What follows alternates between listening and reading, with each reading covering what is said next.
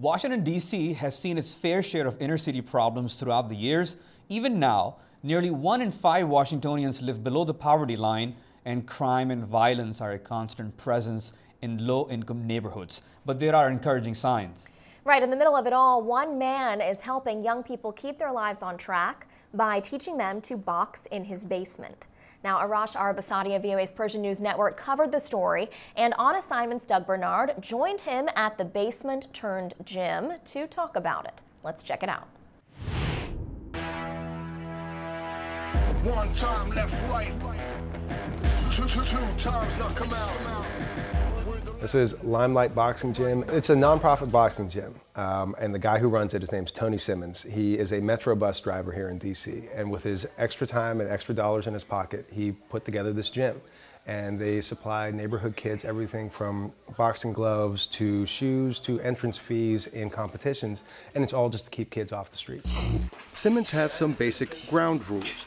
Boxers must keep a C average in school and can't get into fights outside the ring. But Simmons says it's more than teaching kids the sweet science of boxing today. It's giving them hope for tomorrow. All the coaches down here work, and most of the time the kids emulate the grown-ups they're around. So we teach school, we teach working. Because most of these students will have to go pro at something besides boxing. And these kids gonna go out and get jobs and be law-abiding citizens.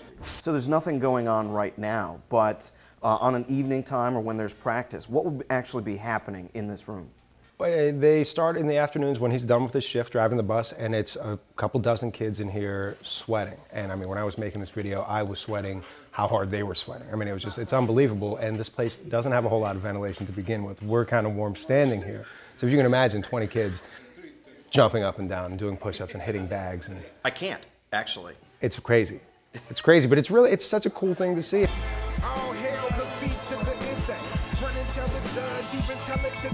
Simmons says the few hours spent in the gym each day keep these kids off of the streets. More than anything, by the time they leave out of the gym, they be so tired they just want to go home and do their homework and go to sleep. What did Tony tell you about why he does this? He says for him it's all about giving back to the community. He grew up in DC, and he had the good fortune of having both of his parents. And he says most of these kids don't. And in an instance where you don't have your whole family, he and the coaches, and it's his family who's helping him coach, they really kind of step in and they provide the added role of another family member. And he says that, it takes a village, and clearly this village is coming together. So you're used to gyms, believe it or not. I used to be used to gyms. Look, they're smelly, they're uncomfortable, you spend most of your time in discomfort. So why do the kids come here? Why do they pack themselves in here and put themselves through it every week? As far as I could see, and really the one kid that I talked to was this kid Malik Jackson, who is now on the U.S. national boxing team. And that's no small feat. And in fact, Tony Simmons was recently invited to come be a coach for the U.S. national team. When you have a kid who, by all accounts, when he started was terrible. He lost 9, 10 straight fights, but he stuck with it. And now he's become the elite of the elite. And so it's a motivating thing that these kids are like, hey, I know this kid. He's pretty good. Right. What if I could be pretty good too? What if this is something I can excel at? But yeah, I get a lot of respect from the kids because I guess they look up to me and respect what I do. I've been putting in the work for 10 years and they see that. Malik Jackson started boxing at Lime Lite when he was just 9 years old. I used to get picked on a lot because of my size. So he'd get into fights. I kept getting suspended, so I needed to calm myself down and just came to the gym. Back in my hometown, Detroit, there was the Kronk Gym.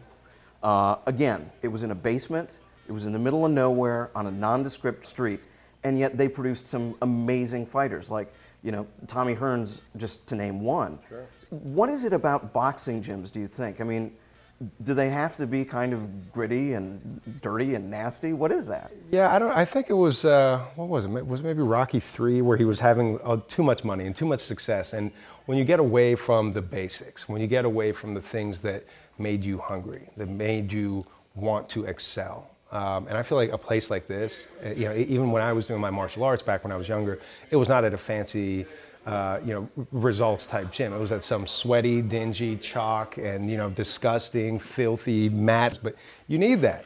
you need that motivator that it's like, man, I don't want to do this for the rest of my life. I don't want to be in here the rest of my life. I want to go out there, and I can do that by putting in the work in here. Arash Arabasadi always giving us interesting insights into American life, this time taking us inside the Lime Lite Gym here in Washington. Our thanks to Arash.